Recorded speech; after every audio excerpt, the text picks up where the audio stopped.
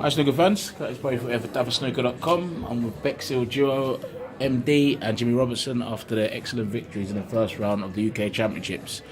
Well done, boys. Cheers, mate. Cheers, boss. Snooker in Bexhill's been flying recently. Final of the English Open for you, and obviously the newly crowned European Masters champion. MD, you showing him a little bit of a rank now, as he's the first ranking winner in the club. He keeps telling me to, mate, but I'm not having that, I'm afraid. I can't be doing that. He's got to show me respect. So I'm the elder statesman, so I'll do that. But yeah, it was nearly unbelievable couple of weeks, wasn't it? Man, if I could have got over the line as well, that'd have been incredible. But you know, even so, yeah, good stuff. So you know, pretty good season so far for both of us, really. So keep it going. I mean, you're both top lads, fans' favourites with a lot of the snooker public, as we all know. And I mean, we're just so emotional for the two of you. Obviously, Jimmy, you winning your first one, and I mean, just imagine the odds on that, and for MD to run all the way to the final in Crawley as well. I mean, snooker's really good at your club at the minute, isn't it, Bob? Yeah, no, it was obviously unbelievable couple of weeks.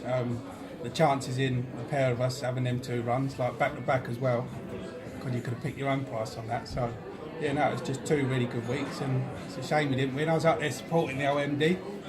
But you know, he played really well the whole tournament. Just disappointing that he didn't win as well. Yeah. You know, we like a bit of banter, Mark. How long did it take him to ring you after he won that, Mark? I mean, that's unacceptable, pal. Right or wrong, mate? Well, it's disgraceful. I was texting him all tournament, and then you know, within a minute of potting match ball, he's blanking me, mate. You know, he's giving it the Charlie big balls, one of them. So.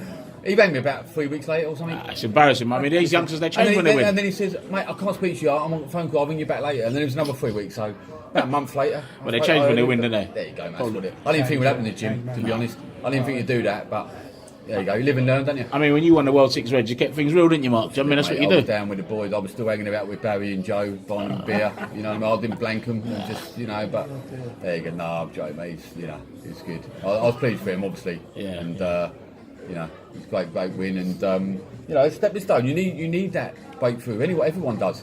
Yeah. You know, I nearly had a breakthrough after 27 years. Absolutely. He's had it quite early, so you got to push on from that, and then you know, keep doing it. First one's the hardest. Not that I would know, but it probably is. I'd imagine everyone who wins them says it is. Yeah, sure. Because then once you win the first one, away you go. So you know. One thing I can is massive confidence boosters to you both in here going into the rest of the season. Like, you both showing decent form, is a great thing anyway, no matter whichever way you look at it. Do you know what I mean?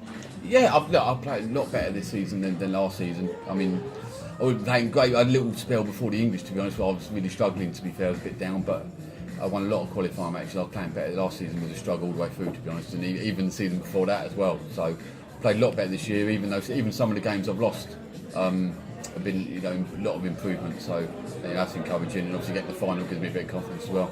Absolutely. Now, boys, touching on this tournament, firstly you, Jimmy, good 6-4 win over Jordan Brown.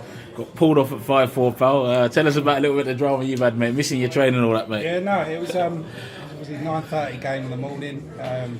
Started off all right, actually. I was 4-1 up and hitting a few breaks. So I feel like I've got to be scoring to win the frames quickly-ish. And we had a couple of scrappy frames that got bogged down. And before you know it, it's 40-50 minute frames. And I kept looking at the clock. I knew my train was at 3 o'clock, so that was on my brain, which I won't be doing that again. And I've only ever been pulled off once before that in my whole life, in 12, 13 years on the tour. So I'll learn from that. I'll never be doing that again. And we got pulled off, and then just relieved to get over the line in the end, because I felt like I'd completely gone near the end. So he's Mr. Brown basically to go 5-all, and if it goes 5-all, who knows what happens in the decider. But yeah, no, just relief. Massive relief, yeah. It's great to see you get over the line. Jordan's a nice lad, but yeah, great to see you get over the line. And then touching on you with a tough one with Sam Craig, a really tough first round draw, that, mate. And once again, mate, like, you scored well in the match, and you've come through again, pal. Well done. Yeah, tough game. He's a good player.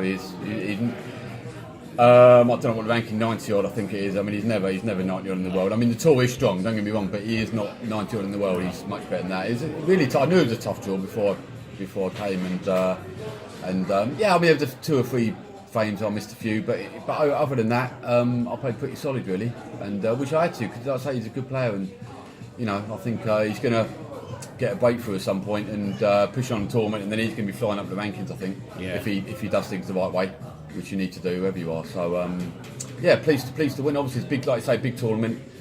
You know, there's a few seeds gone out, so you know, anyone can beat anyone these days. So any win's a good win. Yeah, absolutely. But I'll just touch on the seeds tumbling, man. Like we said, man, Ryan Day getting beat as well, Murphy gone, Selby gone. I mean, you're starting to get a feeling that, you know, it could be someone's time to have a decent run. You know, like with all the seeds tumbling out, it's no better time than now, is there, boys?